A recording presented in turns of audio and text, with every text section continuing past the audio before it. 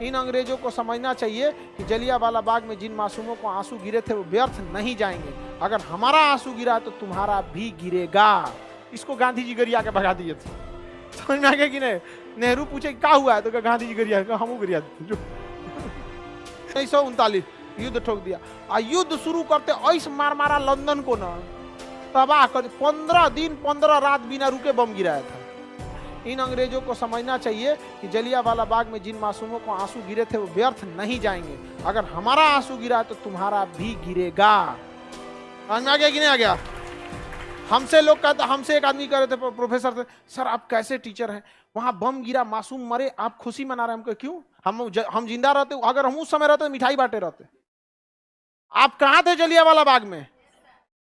कहां थे? युद्ध हमेशा रक्त मांगती है। कौन सा युद्ध में आपको दावत दिया जाता है जी? कौन भी युद्ध, लड़ाई किस लिए जाता है? क्षति पहुंचाने के। जलियांवाला बाग में क्या हो रहा था? यहाँ पे कुछ नहीं। ये आदर्शवादी, ये इसको बुरा मत लग जाए, इंग्लैंड को बुरा ना लग जाए, पाकिस्तान को बाढ़ में जाए, बुरा ना लगे तो बोले फायदा क्या? नहीं समझा?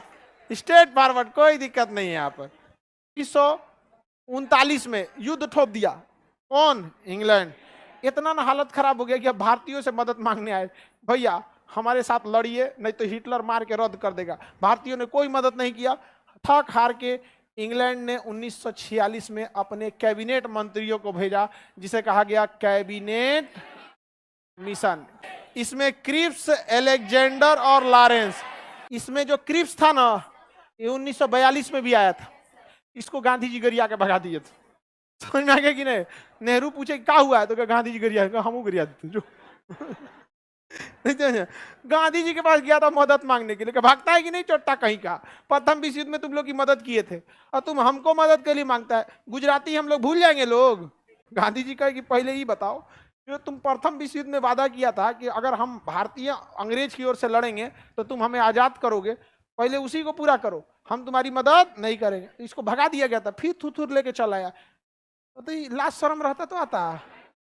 1942 में इसको नेहरू गरिया है, गांधी जी गरिया। पूरा भारत का पोस्ट डेटेड चेक कहा है, वापस जाओ यहाँ से। क्रिस को कोई फायदा नहीं, मुंह लटका के चला आया, फिर चल आया यहाँ पे, बेशरम कहीं का। इतना चोट्टा है। इंग्लैंड के प्रधानमंत्री उस समय थे, चर्चिल हार गए, क्लीमेंट एटली है। एटली से कहा कि हम ही अध्यक्षता करते हैं, हम ही जाके अध्यक्षता करते। एटली गरिया है चोट्टा कहीं का, अध्यक्षता करते। गया तो था क्रिस प्रस्ताव लेके, क्या हुआ? तुम सोम आदमी है, तुम अध्यक्षता नहीं करेगा, लीडरशिप करेगा लॉरेंस। एल से लीडर, एल से लॉरेंस। तो बताइए क्रिस प्रस्ताव में कितने लोग? तीनों मंत्री था सब। छोटा मोटा मंत्री नहीं, कैबिनेट मंत्री। हर विभाग का सबसे बड़ा मंत्री कैबिनेट मंत्री। 3-3 को कैबिनेट आया था सब यहाँ पे, और गांधी जी से आगे बात कर रहा था सब। सोचिए, लोग गांधी को बोलते हैं ना, कैबिनेट मंत्री को गरिया के भगाए थे।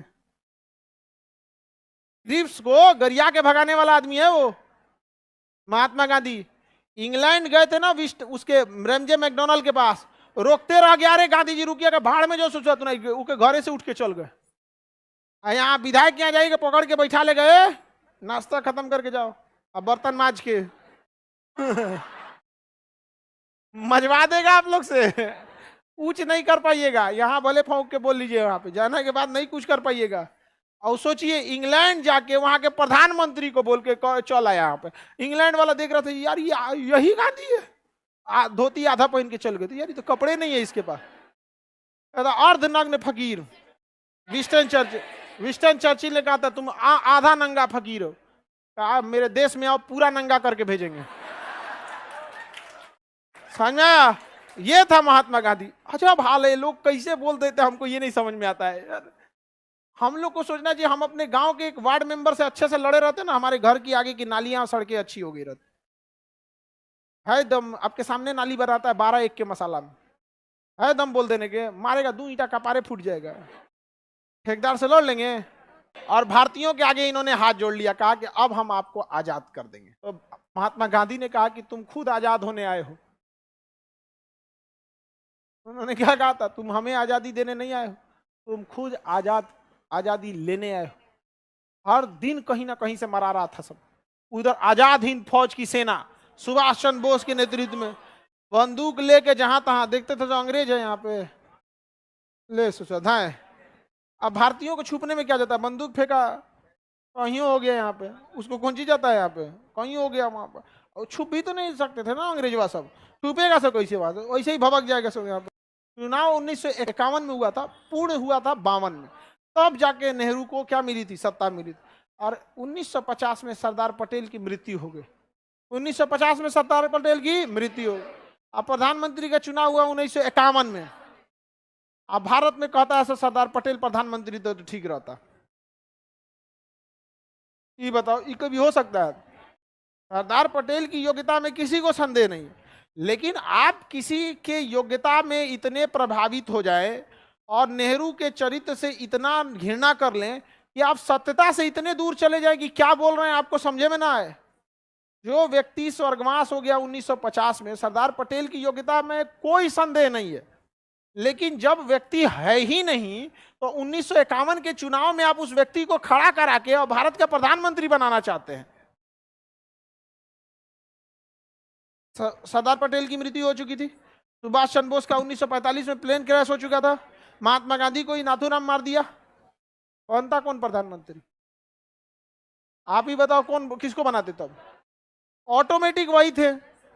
लेकिन ना हमको तो नेहरू को गरियाना है, वो कुछ बोल देता है सब।